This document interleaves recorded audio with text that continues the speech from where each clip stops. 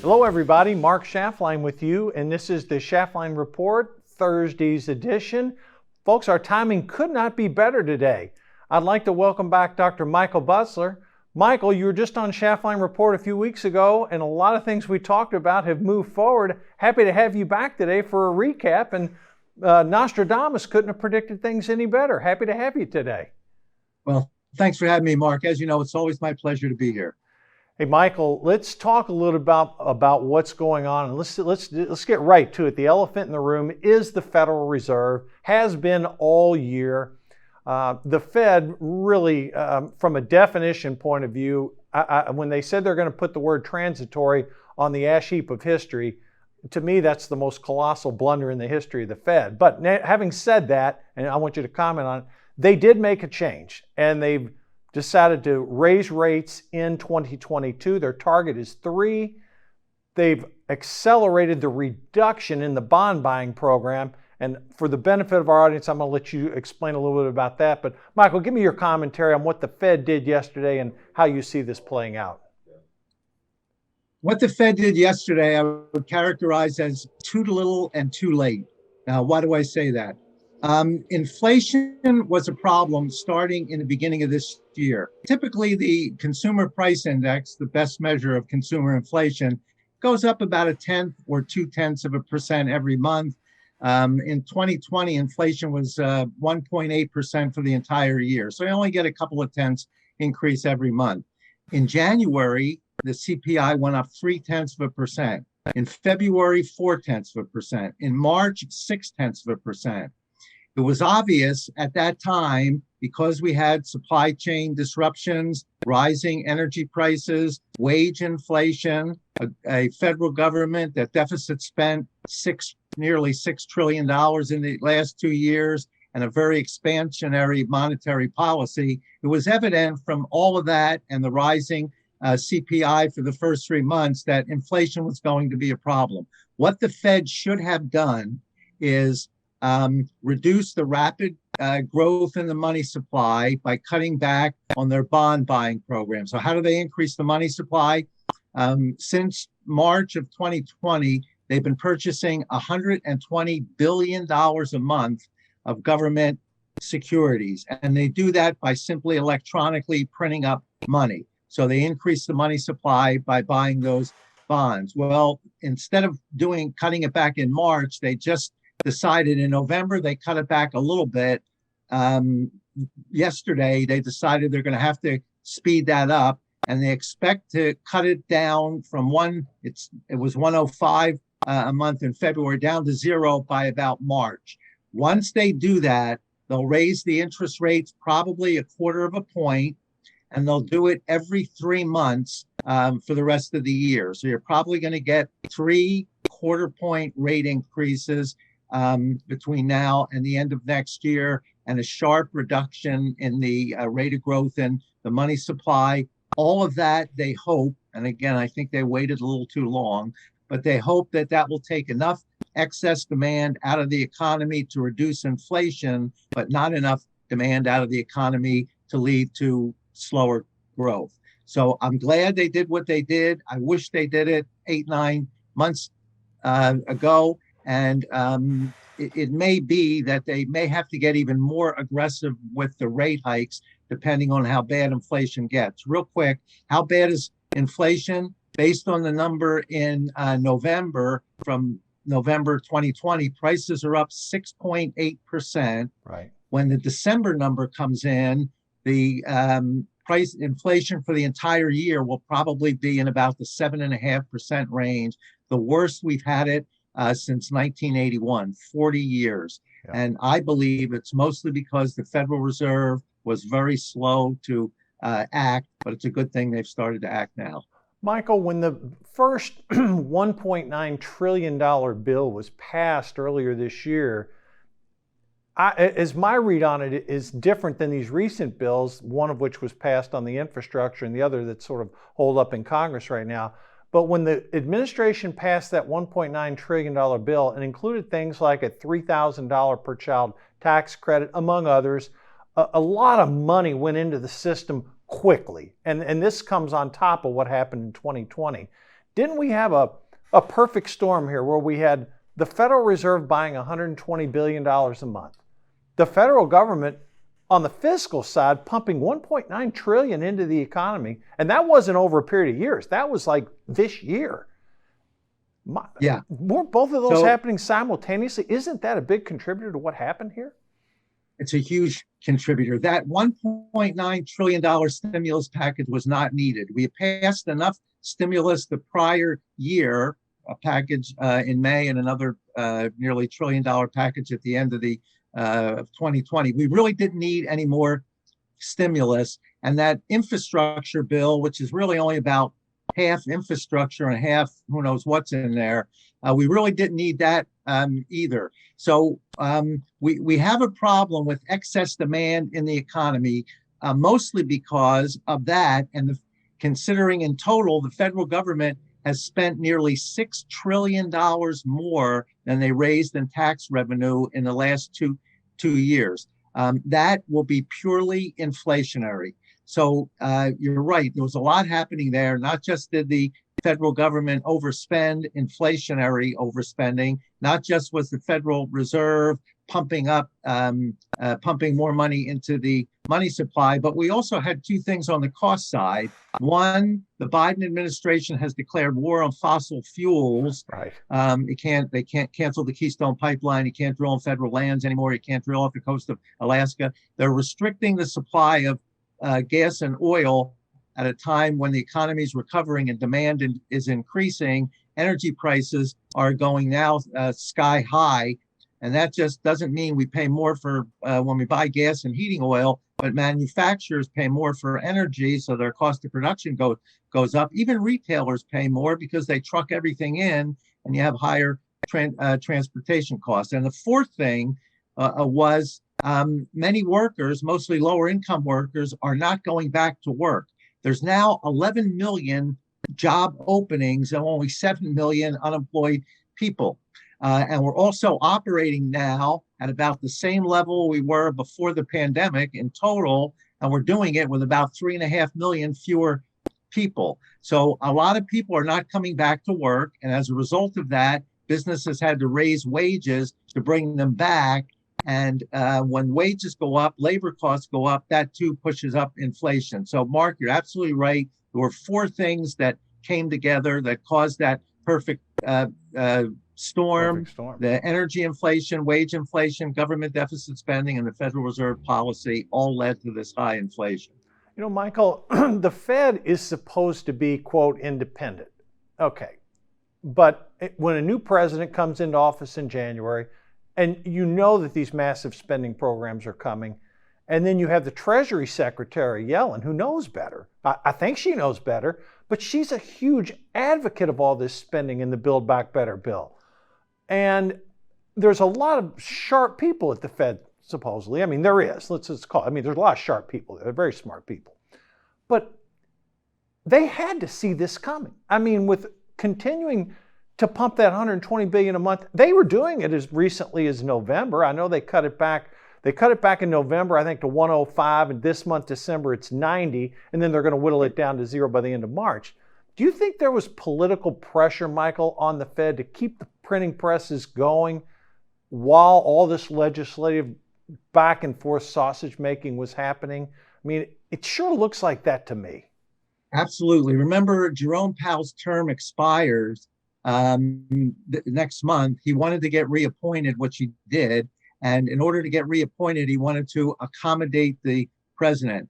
The problem was that both the federal government and the Federal Reserve, they changed their goals. Normally, with fiscal and monetary policy, the goals are to provide price stability, keep inflation low, full employment, and we're there today, and growth in the economy. And that's what the policies are supposed to focus on.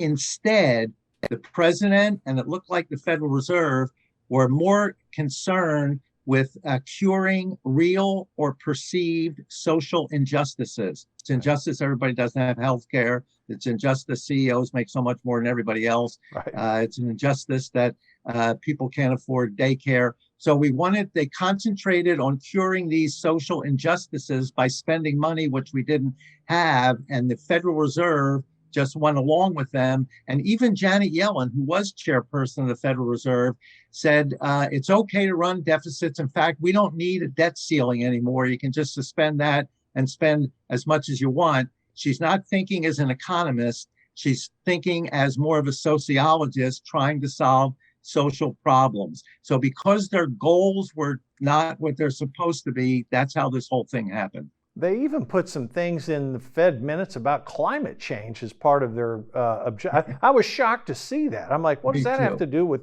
full employment and stable prices? Yeah, it doesn't have anything to do with it. Again, they were concentrating on the social issues, and they felt climate change was a more important problem than curing whatever economic problems we had. They wanted to make sure that we could breathe even if we couldn't eat. And instead of trying to say we need to eat and breathe, they were more concerned with breathing. And if the economy suffers, the president believes that with energy, for instance, we have an inflation problem with energy. He doesn't think that's a bad thing.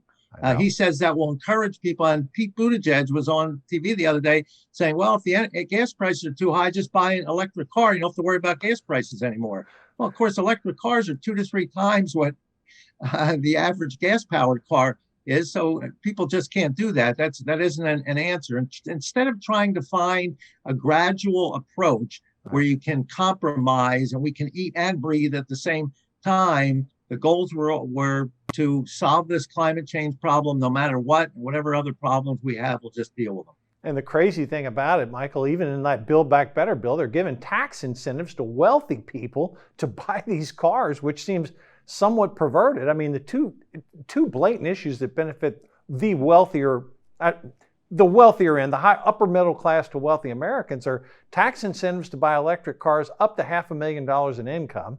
And then obviously the SALT state and local tax deduction, raising it from 10 to 80. I don't know if that's going to survive in the Build Back Better bill or not. But again, those are sort of reverse benefits to what the Democrats' message is trying to be about supporting lower and middle class Americans. Yeah, you're absolutely right. Giving tax breaks to the wealthy for consumption, that is to buy electric cars and things, really is not needed. And this thing with the state and local taxes, in 2018, the federal government, Congress said, listen, it's not right that taxpayers subsidize people who happen to live in high tax states. They choose to live there. They choose to buy expensive homes and take out large mortgages, which it's a free country, are certainly entitled to do that. But there's no reason why taxpayers all over the country have to subsidize that. So they wanted to eliminate it completely because of political pressures. They said we're going to put a cap on it of $10,000 that went into effect in 2018. And I think it's something that's reasonable. And now the Democrats in this new Build Back Better plan want to increase that deduction up to $80,000. It will only benefit wealthy people, and that's not what they're supposed to be doing. Yeah, I'm thinking if this bill ever is passed, there have been rumors about maybe they're going to cut that back to cap the income at $400,000. I mean, I never thought I would agree with Bernie Sanders on anything, but on this one, I actually do. If you're going to put that into the bill, cap it at middle income American. Now, did you ever think you'd see the day where someone making $400,000 would be considered middle income America? I mean, no, and certainly someone making $400,000 doesn't need to be subsidized by people who make far less than that. Again, if you choose to buy an expensive house, that's great. And if you choose to take out a mortgage and you feel that's in your best interest, that's fine too. And if you choose to, I live in New Jersey. We're probably the highest property tax state in the country. Well, I choose to live here. I choose reluctantly to pay those taxes. But if I do that, there's no reason why somebody who lives in Kansas has to subsidize my choices. So I was all in favor of dropping it completely. They compromised and left it at $10,000. There's no rationale at all for raising it accept that you're maybe raising it on somebody's going to donate money to you, and maybe that has something to do with the Well, rationale. some of your esteemed congressmen and your state senator Bob Menendez were the ones pushing this bill. So you've got your own representatives and your United States senator in New Jersey, along with obviously Schumer was for it in New York. All right, let me ask you this. See, these are some perplexing things, Michael, but you mentioned on the employment side, we do have 11 million job openings right now. Labor force participation is stable. It's not going up or down. It's basically a flat line. Is the reason that we can't get these jobs filled is because more people, let's say outside the prime working age up to 55, maybe even 60, are retiring, and they're saying, wait a minute, I got my retirement. I don't really need to keep doing this. And there's a shortage of labor because I've seen certain things that show the prime working age, labor force participation is in the upper 80s. So is there some tie-in with that, Michael? That's sort of a mystery to me right now. This is a hard thing to get a handle on, and I don't have any hard data, so I just had to get anecdotally what I talked to people. What I found out was it's mostly lower wage workers who are not going back to work.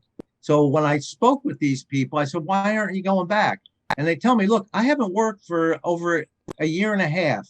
I got extended unemployment benefits. The government added $600 a week to it for a while, then $300 a week to it. And I haven't paid my rent in the last year and a half either.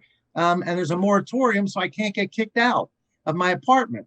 So what's been happening is I've been saving all that money. In addition to the stimulus money that the government gave me, I've been saving all this money and living very cheaply. I'm not paying my rent anymore. And you know what? I kind of like this not working and getting paid to not work. I'm going to stretch this out, they tell me, as long as I possibly can. So I think all the free money that the government handed out, I believe with good intentions, you never know, but all the free money that the government handed out, most of it ended up being saved, very little spent. You were cooped up and locked down, so you couldn't spend it anyway. They've got all this money, and as long as the money lasts them, they're not going to go back to work. Well, you know what? Can you really blame them? No. I mean, it's a rational decision. It is a rational decision. If you're in a free market economy, which is where we're, and this is the thing that drives me nuts. The Democrats always talk about, well, socialism works. And I'm saying, wait a minute, capitalism, your base voters are deciding they don't want to work. Not all, but the predominant Democratic base is saying, wait a minute, I'm getting all these freebies. Why should I work? Well, even when the freebies ended, some of them continued. And it's perfectly logical, in my opinion. I mean, absolutely. I mean, because think about this. If you're not paying rent and then you're getting X amount from the government, to work and pay taxes to get the net amount, I think, Michael, the number is somewhere around $42,000, $45,000 that you have to make after you deduct the taxes to net what someone would get by doing nothing. Yeah. So as a matter of fact, when they put the first $600 addition to unemployment compensation, I saw a study done that said 2/3 of the unemployed people are making more money not working than working. So as a result of that, obviously, they're going to be very slow to get back. Let me say one other thing, Mark. Looking at the big picture here for a minute, you take a look at the U.S. went from the birth of a nation to the #1 largest, most prosperous economy in the world in about 150 years. Right. Other countries were hundreds, in some cases, thousands of years older. How did that happen? In my view, 4 principles. 1, we encouraged individual freedom. As long as you didn't infringe upon anybody else's rights, you can do whatever you wanted, so people were free to do what they want. Secondly, we encouraged individual responsibility. As long as you were physically and mentally able to take care of yourself, everybody took care of themselves. Thirdly, we had low rates of taxation. So you knew anything that when you earned income by your efforts, you were going to keep most of it. And fourthly, we had a very limited role for government. They provided certain public goods, defense of the country, a legal system, et cetera, and rules of the game. But other than that, they stayed out of the way. So individual freedom, individual responsibility, low rates of taxation, and a limited role for government, in my view, made this country great. Everything the socialists and President Biden want to do is exactly opposite to all 4 of those things. They're going to take over healthcare, maybe higher education market. That will limit individual freedom. Once they control the market, they're going to decide who does what. Secondly, they want to replace individual responsibility with social responsibility. The government will take care of you. Thirdly, they're going to have to raise taxes to pay for all this. And they say, well, we're only raising taxes on people make over 400,000 a year. Well, that's only 1.5% of the population. So you're not going to raise nearly enough money to do what you want to do. Eventually, everybody's taxes go up. And fourthly, you now have a large role for government rather than a limited role. So what made the country great? Everything Biden's proposing is exactly opposite to the four principles, in my view, that made the country great. And it's going to, if he's successful in everything he wants to do, it will stagnate economic growth and lead to higher inflation. Michael, that's everything you just laid out in a nutshell is why I think his approval rating hovers around 40%. I mean, there's other issues like, the problems that we have at the border where 200,000 people a month coming across.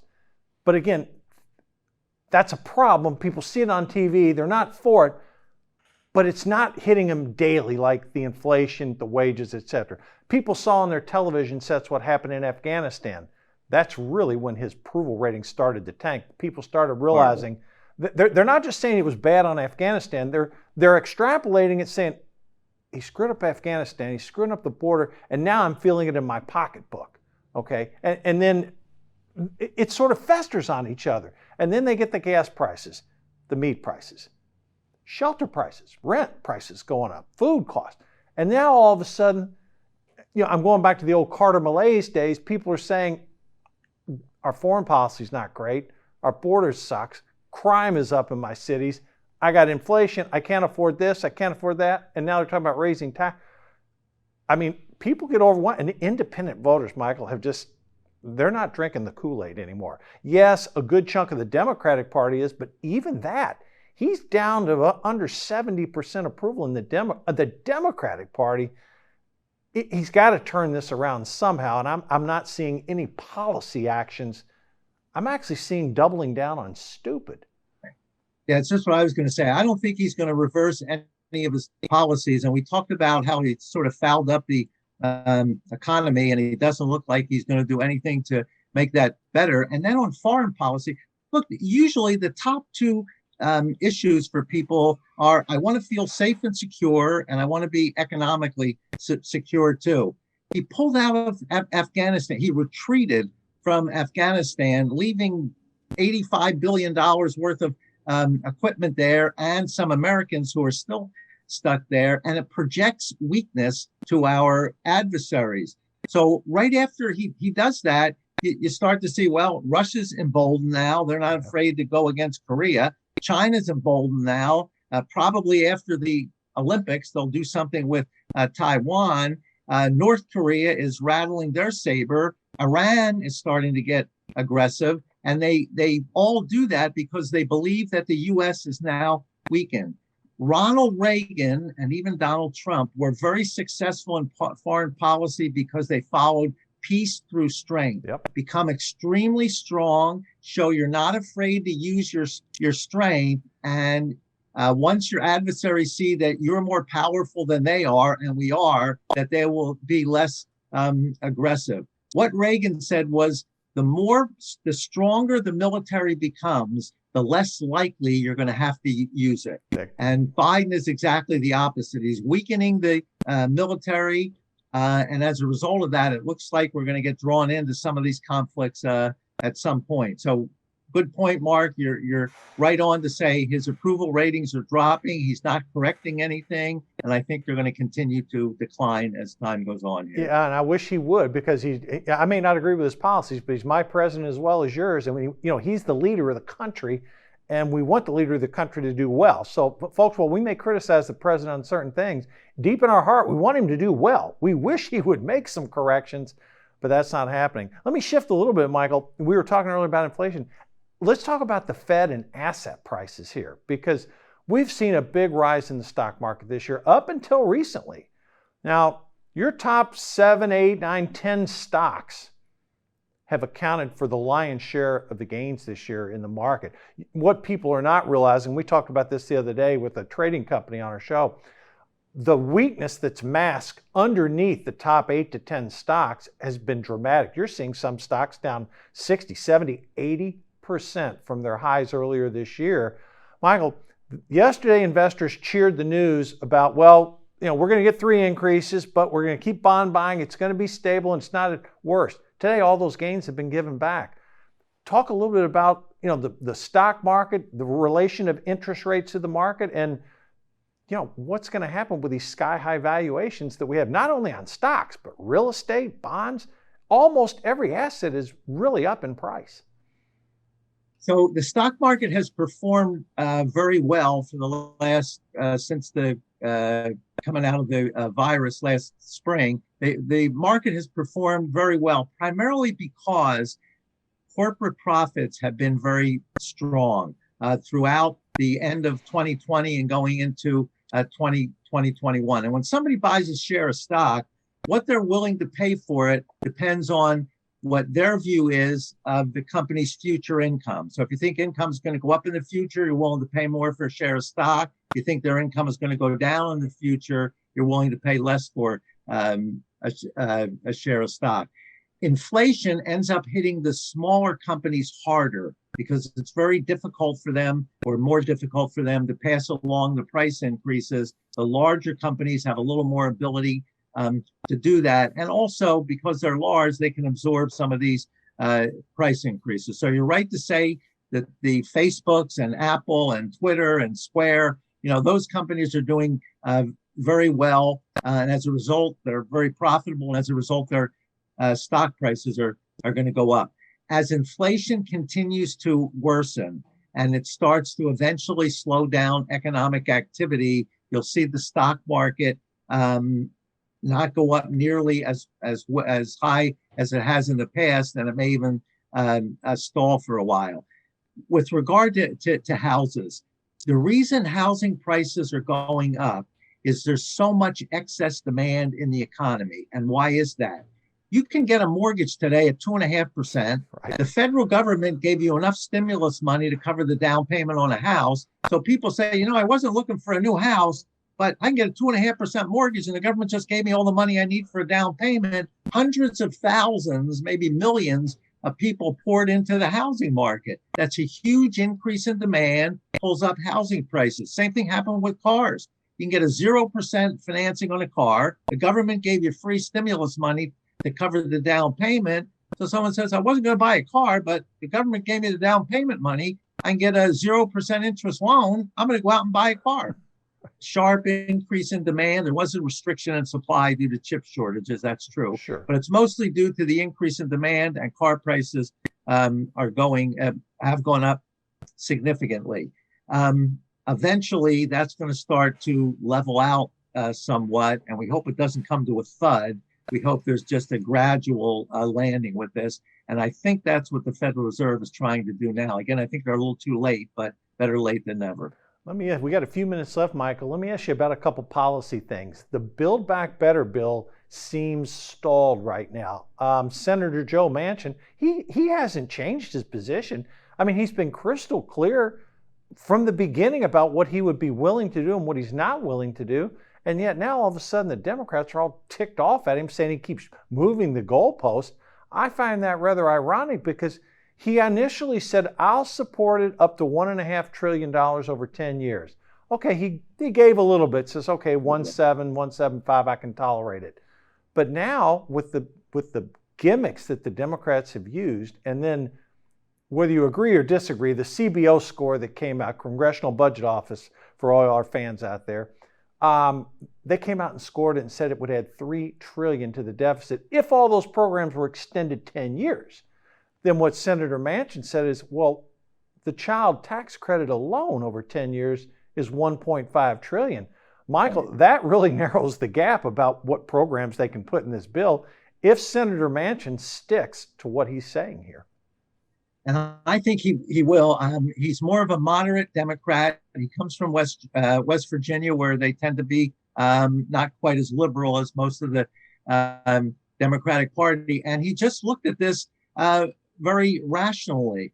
And he wrote an op-ed in the New York Times. He said, if you spend this is what I would call fiscal insanity. So very simply, he said, look, you put a program in for a year. Once you put a program in, it's nearly impossible to take it out. And we mentioned off the air here that the Congress put in that child tax credit for 1 year, this year only. The last payment was made just a couple of days ago. The program ends. Well, now the Democrats are saying we can't afford to have this program end. It's going to be has to be extended. Manchin said that's what's going to happen with every one of these programs. So they said to the CBO, if you're calculating 10 years of tax revenue to fund this, you have to calculate 10 years of spending on these programs to compare apples to apples. When they did that, they said there won't be just a couple $100 billion deficit. There will be, as you point out, a $3 trillion deficit on top of the now $31 trillion in debt that's been approved. So now you're talking about huge deficits. And even before this spending, the federal government's budget was in deficit. So we're going to have a deficit no matter what. This is just going to make it worse.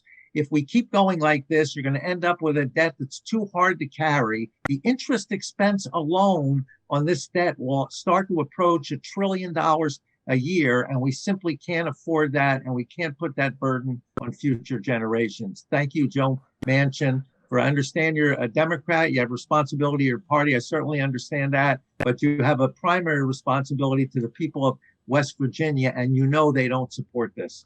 Well, I got to give thanks to Michael Busler for explaining that, because you're spot on that, and kudos to Joe Manchin to this point for holding, basically saving the republic from this fiscal insanity. I know the Democrats just pushed through the debt limit increase by $2.5 trillion.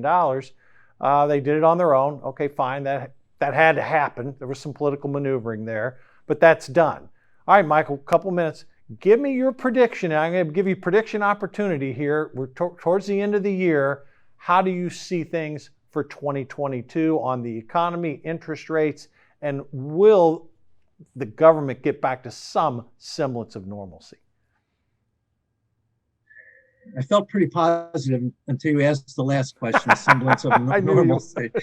So I think economic growth, we're going to finish this year with about a 5.5% economic growth for the year, which is very sound growth, the best we've had really in 2 decades. I think growth will continue next year, but I think the Federal Reserve will continue to act slowly, and inflation is going to be a problem. If they don't act aggressively by the spring, we could see an inflation rate approaching double-digit levels. Now, I don't think they'll let that happen, but I never thought they'd let it get as high as it is today. So I think the growth is going to be, again, in about the 5% range. I think inflation is still going to be a problem. The stock market, I think, is going to go up for the first half of the year and then probably level off a little bit for the rest of the year. But overall, I would say it's going to be a fairly good year. For small business, you're going to continue to have a severe problem with labor. Some of these people will start to come back next year, but not enough to fill the labor needs of small business. So what I would say to small business, figure out ways to replace labor with capital. So like in McDonald's, instead of having a person behind the counter taking your order and taking your money, you have a touch screen there where you order and pay right through the touch screen. That's replacing labor with capital good. Wherever business is able to do that, they should try to do that, because this labor shortage problem is not going to go away anytime soon. Well, I tell you what, those are some good analysis. And Michael, I happen to agree with most of it. I think one thing that I think the Fed may be a little optimistic by thinking quarter point increases starting in April is going to have effect on inflation. I don't see 2 or 3 quarter point moves dampening corporate profits, slowing down the demand. And I'm going to agree with what you said initially. It may be too little too late, because I think they missed a 6-month window. I know why they did it. They wanted to get reappointed. God knows what could have happened if Powell wasn't appointed. So I'll stick with your piece right now, Michael, and I think the market will be up, but there's going to be some selectiveness to this market. It's not just going to be close your eyes and buy technology. I think companies with real earnings, real profits, been around a while, have a track record, all of a sudden that value company may come into play in 2022. Yeah, especially if they're good dividend paying stocks. Yes. I think that's rather than growth, people are going to look for more dividend paying stocks. Mark, you also brought up a very good point. I said they'll raise it a quarter of a point every 3 months. If inflation gets worse, they'll start taking up 0.5%, probably every 3 months, so we can get something back to a normalcy for interest rates. In the long run, that's the best thing for the economy. Michael, we're going to come back and after the first of the year and revisit these predictions from you and me. I can't thank you enough here towards the end of the year for coming back on the show. And folks, you heard us a few weeks ago. Virtually everything we talked about came to fruition. So, Michael, thank you for joining me on the show today. Have a wonderful holiday, you and your family, and I look forward to speaking to you in Q1 of 2022. Thank you, Mark. It's my pleasure. Look forward to doing this again, and you too have a happy holiday. Okay, folks, that's it for today. We will be back on Monday. Everybody stay safe, prosper, visit with your families, enjoy the holiday season, and we pray that Joe Manchin sticks to his guns. Have a good evening. We'll see you on Monday.